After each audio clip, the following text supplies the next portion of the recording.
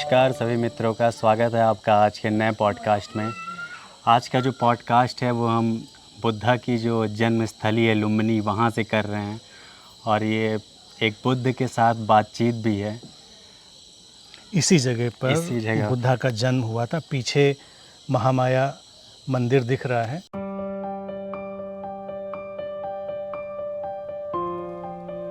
श्री ऐसा कहा जाता है कि बुद्धा ने बोला था कि मैं मैत्रेय का रूप लेके आऊँगा।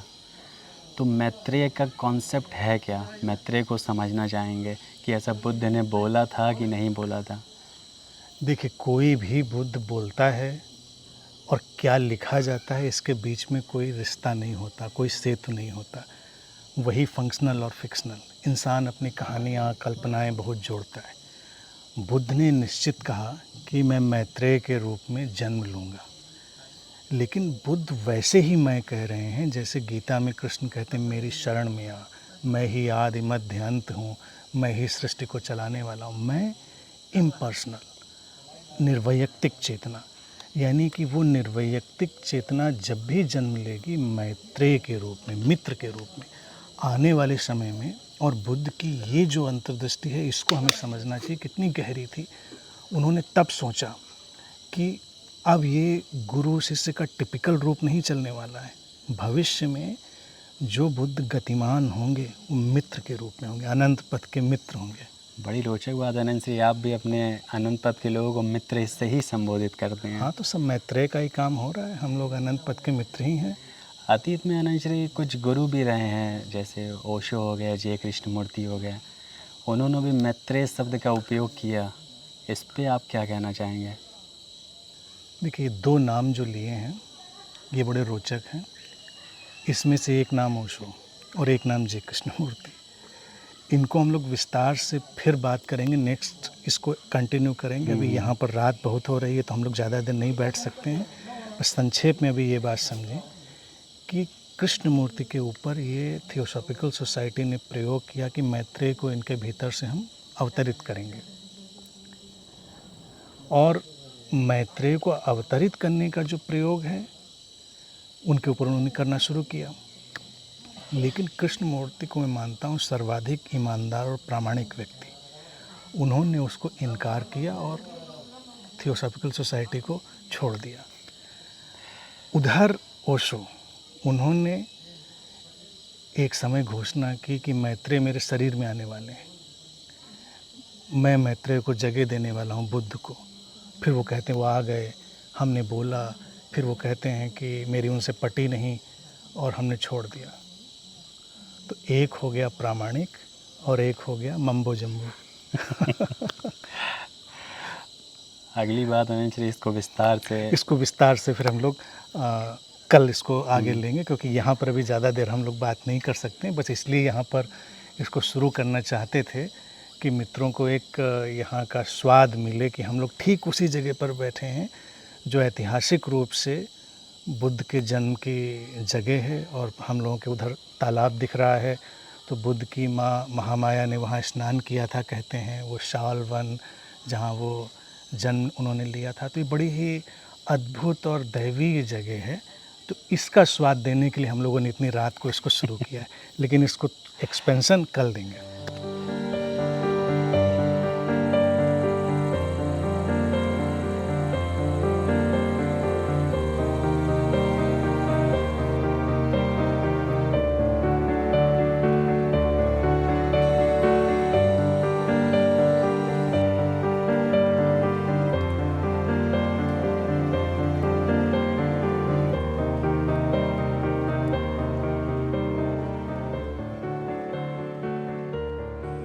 श्री कल रात में महामाया मंदिर में जो मैंने बात शुरू की थी आपसे, मैत्रेय का कॉन्सेप्ट जो है उस पर, और काफ़ी रात भी हो चुकी थी, तो हम लोगों ने बात बोला था कि कल बात करेंगे।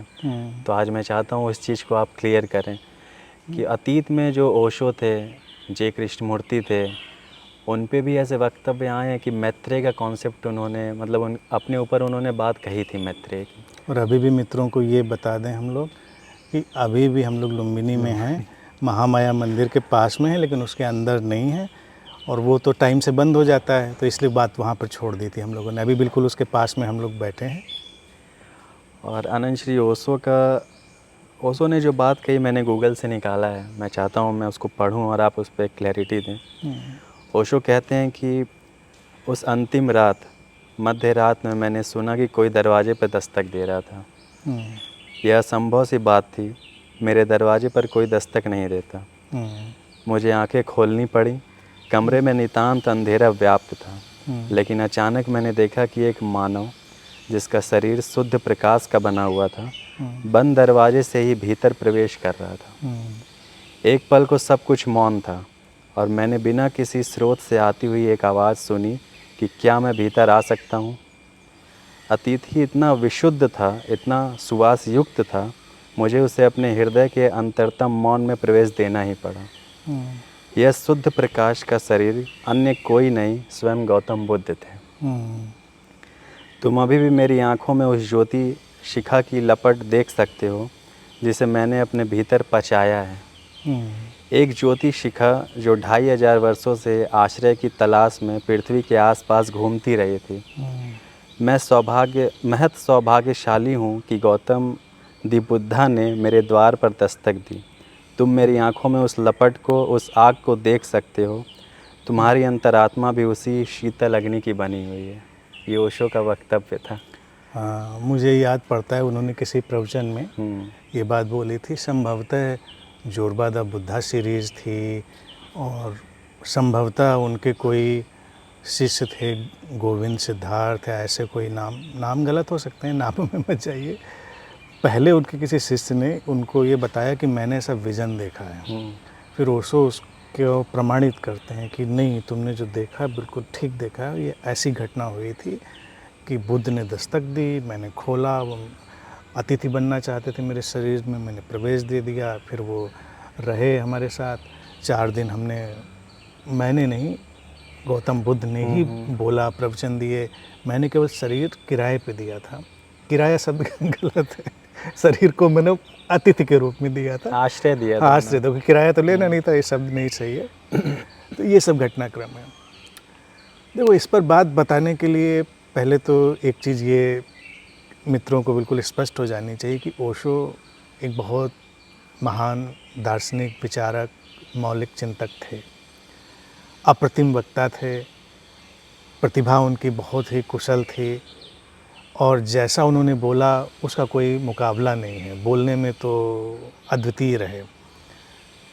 लेकिन एक बात ये भी ध्यान रखनी चाहिए मित्रों को कि Osho was great story teller, great story teller. मैंने उनका तकरीबन सब साहित्य देखा पूरा, और मैं ये बात पूरे यकीन से कह सकता हूँ कि अगर ओशो ने साहित्य में कदम रखा होता, वो कविताएं लिखते, वो उपन्यास लिखते, कहानियाँ लिखते, तो भी उनका कोई मुकाबला नहीं होता, तो भी वो बहुत ही बड़े व्यक्तित्व के रूप में उभरते। तो ये बात ध्यान रखने की कि ओशो कहानियाँ बहुत अच्छी सुनाते हैं और ऐसे सुनाते हैं कि यकीन होता चला जाता है। अच्छा, कहानीकार का तो मतलब ही है कि यकीन हो जाए। अगर कहानी भी सुनाई और झोल झाल वाली कहानी सुनाई तो वे कहानीकार कहाँ रहे। तो ये जो घटनाक्रम बताया तुमने, इसको हम कई दृष्टिकोण से देख सकते हैं। एक दृष्टिकोण तो ये है कि कोई किसी के बहुत प्रेम में है, उसको बहुत चाहता है और उसके बहुत आंतरिक सम्मान में है, तो उसका अंतर्मन हेलुसिनेशन पैदा कर सकता है। उसको लग सकता है व्यक्ति को कि हाँ, सचमुच में ऐसा हुआ, लेकिन सचमुच में वैसा हुआ होगा ऐसा नहीं होता। वो अंतर्मन पैदा करता है। ये गहरे भाव की दशा में ये संभव है, हेलुसिनेशन। और दूसरी स्थिति, कई ऐसे ड्रग्स होते हैं, मेडिकल ड्रग्स और ड्रग्स, जो हेलुसिनेटरी स्थिति पैदा कर देते हैं, जिसमें व्यक्ति बहुत कुछ देखने लगता है। अब यहाँ पर ओशो के ऊपर ऐसे आरोप भी लगते रहे कि उन्होंने किसी मुकाम पर ड्रग्स का उपयोग किया था कि नहीं किया था, ये हम लोग निश्चित रूप से नहीं कह सकते और कहने का कोई औचित्य भी नहीं है। हालांकि जैसा उनका व्यक्तित्व मुझे लगता है, यकीन नहीं होता है कि ऐसा किया होगा उन्होंने। गलती से हो सकता है कुछ रहा हो, या मेडिकल कोई ड्रग्स ऐसी रही हों, तो हेलुसिनेशन वो भी पैदा कर सकती हैं। और तीसरी स्थिति क्या है कि वो है एक निश्चित रूप से कहानी का गढ़ना जानबूझकर, जिसमें शिष्य भी शामिल हो सकते हैं, गुरु भी शामिल हो सकता है, ऐसा मिलजुल के कहानी गढ़ रहे हैं।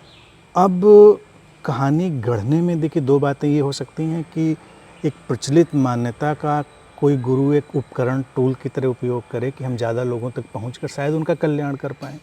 हालांकि स्थिति खतरनाक है, भ्रामक है, ऐसा नहीं करना चाहिए, इससे कल्याण के बजाय भ्रम ज़्यादा फैलेगा। और दूसरी स्थिति मैनिपुलेशन हो सकती है। अब इन तीन बातों के सिवा देखो कोई विकल्प नहीं। ये उनके चाहने वाले मित्रों, प्रेमियों, शिष्यों पर छोड़ा जा सकता है कि वो क्या होगा, और शोध का विषय। अनंशरी, इसमें कई बातें रह गई हैं और चूंकि धूप बहुत ज़्यादा हो रहा है और अभी लुम्बिनी हम लोग जिस काम से आए हैं उसको भी देखना है। बिल्कुल, बिल्कुल। तो मैं चाहता हूँ कि ये बात अब शाम को अगर मौका मिलेगा तो कर लेते हैं। बिल्कुल, इसको पूरा कर देंगे मौका निकाल के, क्योंकि अभी एक महत्वपूर्ण एंगल इसमें रह गया। हाँ बिल्कुल, महत्वपूर्ण विषय है। और मैत्रेय की बात भी अभी थोड़े और समझने की ज़रूरत है, वो क्या कॉन्सेप्ट है एक्चुअल में। ठीक है, ठीक है। अनंशरी, क्या बुद्धा ने सचमुच में ऐसा बोला होगा क्या कि मैं मैत्रेय के रूप में आऊँगा?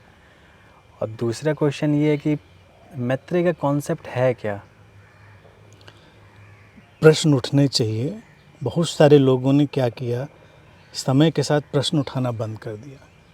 बुद्ध ने सचमुच में क्या कहा होगा, क्या नहीं कहा होगा, इस पर बहुत ही शांत सचेत मन से विचार करना चाहिए। बुद्ध ही शांत सचेत मन से विचार करने के लिए कहते थे। बुद्ध के नाम पर तो कितनी कहानियाँ चलती हैं, क्या बुद्ध ने कही होंगी? कहानी तो ये भी कहते हैं कि बुद्ध पैदा हुए तो 7 कदम चले। क्या सचमुच में चले होंगे? कोई बच्चा नहीं चलता। चले ही नहीं, उन्होंने 4 आर्य सत्यों की घोषणा भी कर दी पैदा होते। हम लोगों को महान दिखाने के लिए बहुत सारी कहानियाँ गढ़ते हैं, लेकिन बुद्ध की महानता और बुद्ध जैसे लोगों की महानता किसी कहानी पर नहीं खड़ी होती। वो स्वयं ही इतने महान हैं, इतने प्रज्वलित हैं। तो मैं समझता हूँ कि बुद्ध ने ये कहा होगा कि आने वाले बुद्ध मैत्रेय होंगे, या वो ये भी कह सकते हैं मैं मैत्रेय के रूप में आऊँगा। लेकिन वो ये नहीं कहेंगे कि मैत्रेय के रूप में मैं जन्म लूँगा, मैं किसी के शरीर में आऊँगा। ये ज़्यादा पिक्यूलियर हो गया, पिन पॉइंटेड हो गया। वो ये नहीं कहेंगे मैं किसी के शरीर में आऊँगा, मेरी आत्मा भटकती रहेगी, मेरा तीसरा शरीर, चौथा शरीर जैसे लोग बात करते हैं, और फिर वो किसी के शरीर को माध्यम बनाएगा। नहीं, बुद्ध ने तो बात बिल्कुल सटीक कह दी कि मैत्रेय होंगे बुद्ध आने वाले समय में, अर्थात बुद्ध की भूमिका मित्र की होगी। गुरु और शिष्य ऊंचे और नीचे नहीं होंगे, मित्र होंगे। और मित्र का अर्थ है विशुद्ध निस्वार्थ प्रेम का रिश्ता। मैत्री ही संसार में देखा जाए एक निस्वार्थ प्रेम का रिश्ता है। संबंधों में प्रेम है, लेकिन संबंधों में बहुत कुछ लेना देना होता है। मैत्री एक ऐसा निस्वार्थ प्रेम है कि लेना देना नहीं है, साथ रहने का कोई वायदा नहीं है, वायदे नहीं हैं बहुत सारे, लेकिन हम हर मुश्किल में खड़े हैं, साथ चलने के लिए तत्पर हैं, एक आवाज़ पर खड़े हो जाते हैं कि इन्हीं को तो हम मित्र कहते हैं। तो जब बुद्ध ने कहा होगा कि मैं, अर्थात जो भी बुद्ध भविष्य में होंगे वो मैत्रेय होंगे, उनको बुलाओगे वो साथ चलेंगे, उनके साथ चलोगे वो साथ चलेंगे, संभालेंगे, हाथ थामेंगे, पुकारेंगे। लेकिन यहाँ पर कोई किसी के ऊपर सवार नहीं होगा, कोई किसी का शोषण नहीं करेगा, कोई पदवियाँ नहीं होंगी कि ये नीचा है ये ऊंचा है। अब यहाँ पर एक और बड़ी रोचक बात है, जब बुद्ध मैत्रेय होंगे और आने वाले गुरु मैत्रेय होंगे तो उनकी उपस्थिति और उनकी वाणी में कोई निंदा नहीं होगी। मित्र निंदा नहीं करते, स्वीकार है, जो है जैसा है चल रहा है, मित्रों को इससे लेना देना नहीं। लेकिन गुरु लोग निंदा क्यों करते हैं ये मनोविज्ञान में बड़ा रोचक है। वो इसलिए करते हैं क्योंकि उनको अपने को ऊंचा सिद्ध करना है। ऊंचा सिद्ध करना है तो किसी को नीचा सिद्ध करना है। मित्रों में तो कोई दुर्भावना और भेदभाव होता ही नहीं। हम तो कृष्ण और सुदामा जैसी मैत्री की बात कर लेते हैं, हम तो कर्ण और दुर्योधन जैसी मैत्री की परिकल्पना कर लेते हैं, एक ऐसा व्यक्ति एक वैसा व्यक्ति, और अनेकों आधुनिक उदाहरण भी हैं। अतीत में अनंशरी, जैसे ओशो का आपने क्लियर की चीज़ें, अतीत में एक गुरु और थे जय कृष्णमूर्ति, इनकी बात हम लोगों ने करी थी, कल करी थी। उनके भी जो अनुयायी थे या ऐसा कुछ लोग ऐसा भी कहते हैं कि जे कृष्णमूर्ति ने भी कहीं ना कहीं अपने बुक्स में या लिखा है। अब सच है कि झूठ मुझे नहीं पता, लेकिन जो सुनने में आई है बात, उस पर मैं पूछ रहा हूँ कि वो भी मैत्रेय की तरह आए थे, और उनके अनुयायी ये भी बोलते हैं कि मैत्रेय ही उनको भी बोला जाता था, जिसको बुद्ध ने भी कहा था। देखिए, इसमें जहाँ तक मेरी जानकारी है, जो कि संभवतः सही है, कि थियोसॉफिकल सोसाइटी ने बुद्ध का जो मैत्रेय अवतार है उसको कृष्णमूर्ति के शरीर में मैनिफेस्ट करने की कोशिश करी थी। अच्छा। और वो उनका ही नहीं, एक दो और बच्चे लिए थे बचपन में जिनमें वो कोशिश कर रहे थे। उनकी एक मान्यता थी कि जो बुद्ध ने मैत्रेय की बात बोली है वो कोई एंटिटी है जो कहीं है, और उसको हम किसी के शरीर में अवतरित कर देंगे, मैनिफेस्ट कर देंगे, ऐसी उन लोगों की सोच थी। तो उन्होंने कृष्णमूर्ति को उसके लिए चुना और उसको कहते थे एज ए व्हीकल। लेकिन कृष्णमूर्ति बहुत संवेदनशील बच्चे थे और शायद यही उनकी महानता भी थी। तो धीरे धीरे करके जब वो बड़े हुए, तकरीबन 39 साल के, तो मैं समझता हूँ उनको सारा ये जाल समझ में आ गया और वो तब हट गए उससे। थियोसॉफिकल सोसाइटी वाले कह रहे थे कि मैत्रेय का अवतार होंगे, लेकिन कृष्णमूर्ति की ऑनेस्टी, उनकी प्रामाणिकता थी। उन्होंने कहा कि मैं इस सब का हिस्सा नहीं हूँ, मैं मैत्रेय का अवतार नहीं हूँ, मैं बस कृष्णमूर्ति हूँ, ये उन्होंने कहा। तो ये उनकी महानता थी, ये सच्चाई थी, और वो उनको स्पष्ट दिख गया। और फिर चूँकि कृष्णमूर्ति जी इतने विनम्र व्यक्ति थे, तो उन्होंने बहुत कोई इन सब बातों की आलोचना नहीं की, विनम्रता से बात कह के आगे चले जाते थे। लेकिन उनका अलग होना ही इस बात की बहुत बड़ी घोषणा है कि वो ऐसी किसी बात में यकीन कर ही नहीं सकते थे। ये चीज़ है। हंसरी, जो हमारे श्रोता हैं, दर्शक हैं, उनको तो मैत्रेय वाली चीज़ें तो क्लियर हो गई होंगी, और अतीत में जो गुरुओं ने भी कहा वो भी सब सारी चीज़ें क्लियर हो गई होंगी। सभी मित्रों का आभार, सब ने पॉडकास्ट सुना है। पिछले कई पॉडकास्ट को बहुत अच्छा रेस्पॉन्स भी दिया है। आज अनंतश्री ने जो मैत्रेय का कॉन्सेप्ट क्लियर किया है, और अनंतश्री का जो मैत्रेय का कॉन्सेप्ट है उसको सुन के मुझे ऐसा लग रहा है कि हम सभी, आप जो श्रोतागण हैं, जो दर्शक हैं, वो सब अनंत पथ के मित्र हैं, कोई अलग नहीं है।